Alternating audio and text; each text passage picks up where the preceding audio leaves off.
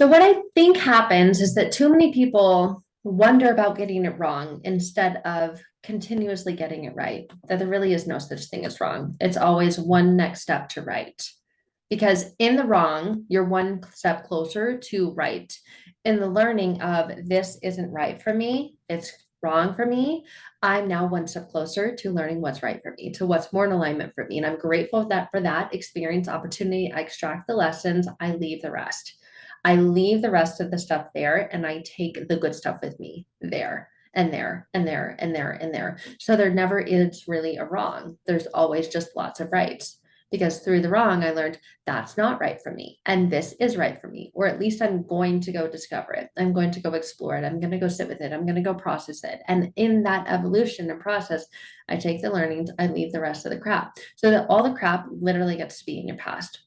And I think a lot of people wonder, well, well, and I used to do this as well because I used to have a plan for my life and think, my life is set. It's going to be this way. I'm going to get this education. I'm going to go to this school. I'm going to get this career. I'm going to make this much money. I'm going to marry this person. We're going to live in this place. I'm going to have a house. I'm going to have a baby, all the things. Guess what?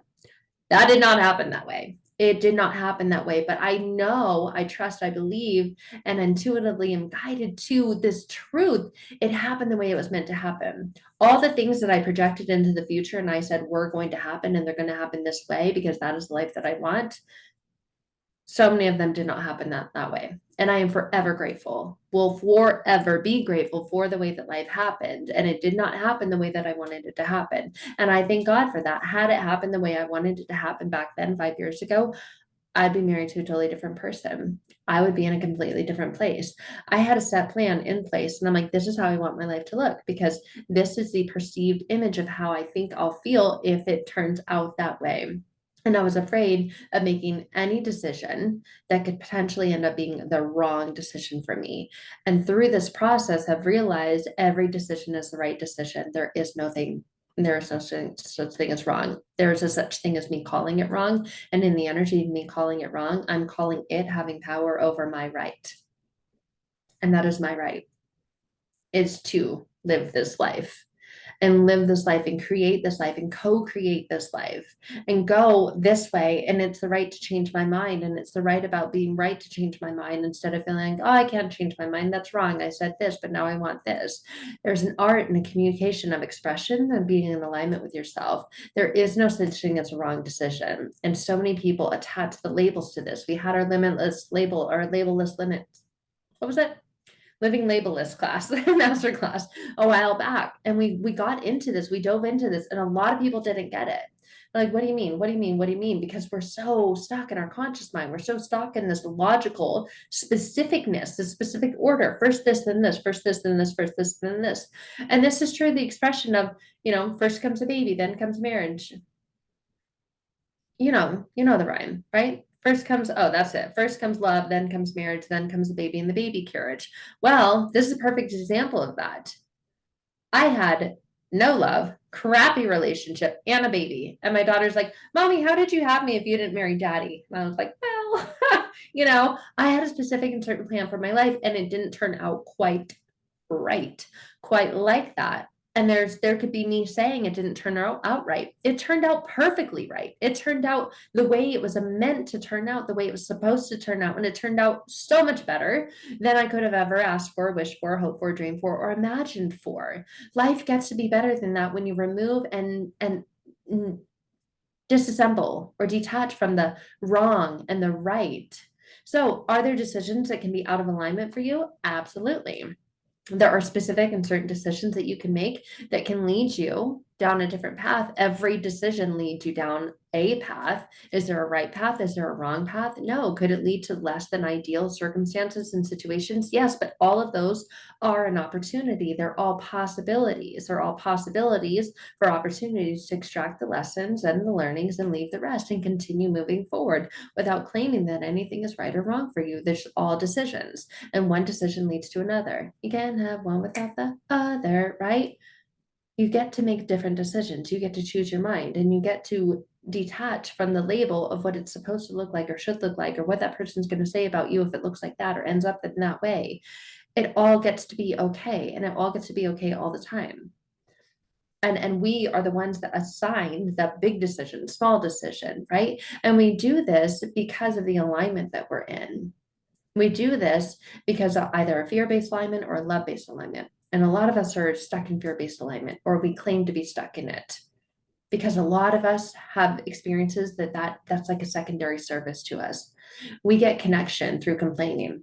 We get connection through, oh, it can't be this way because, and people are like, I know, you know what? I tried that one time. It didn't go out. No, no, no, no, no, no, no, no, no, no, no, no, no, no, no, no, no, let it go, right? Thank God for Disney movies and songs. I think say let it go. You made a decision, take ownership of that, accept responsibility for the decision you made. What were you in alignment with when you made that decision? When was it placed from a place of true alignment and genuine desire for the service of others and for the best for you at that time, in that state, in that moment?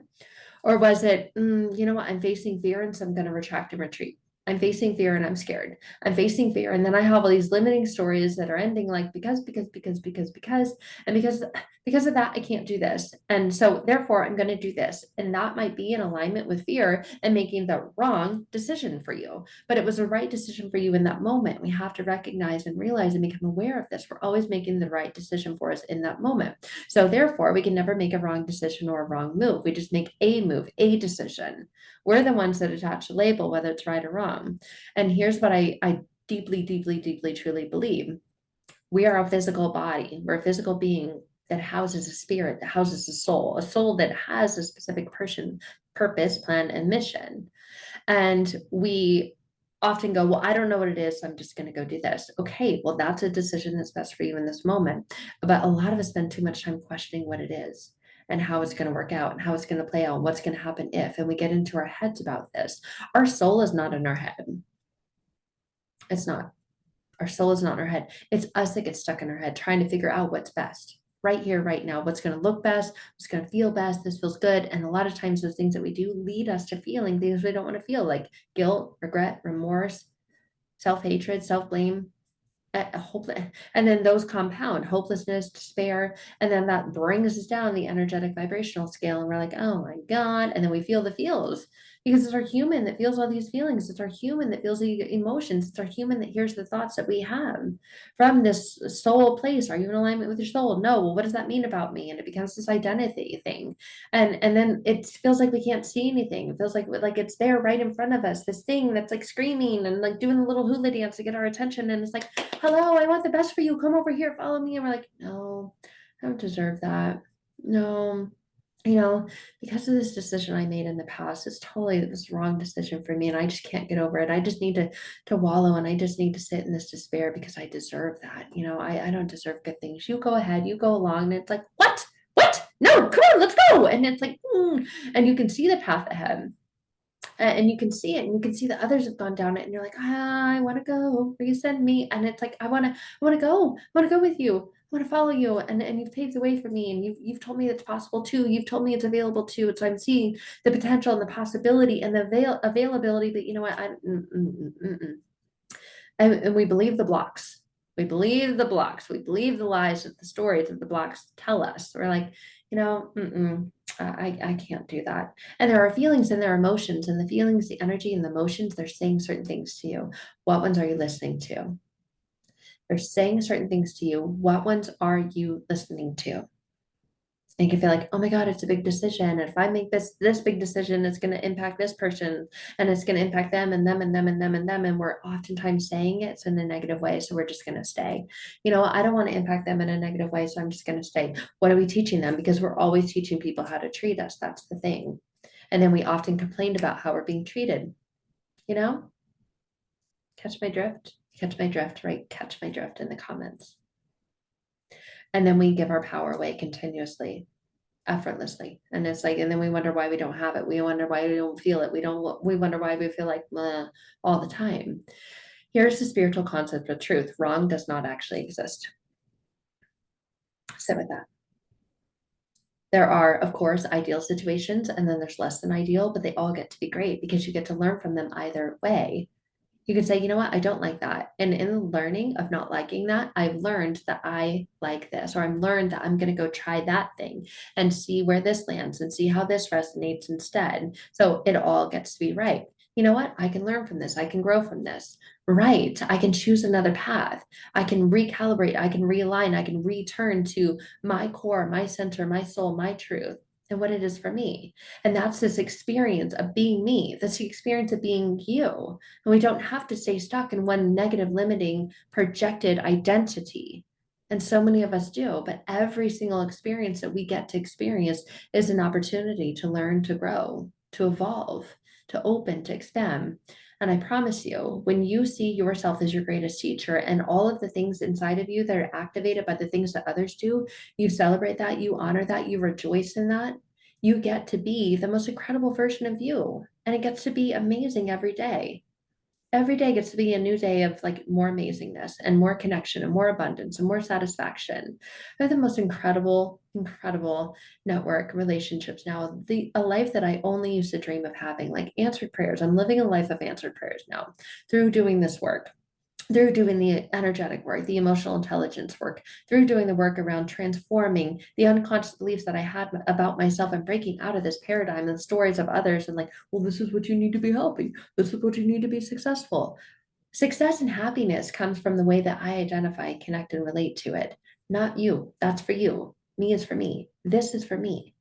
And when I get to be this for me, I get to really be present, fully connected, fully aware of where others are and not make them wrong for believing that they need to be any other place than where they are.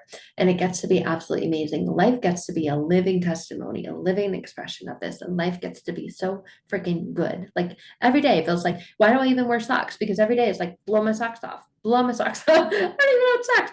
And you know what? It gets to be that way. And it doesn't have to be hard for it to be that way. You just really need to do this deep internal work to align with the truth of who you are.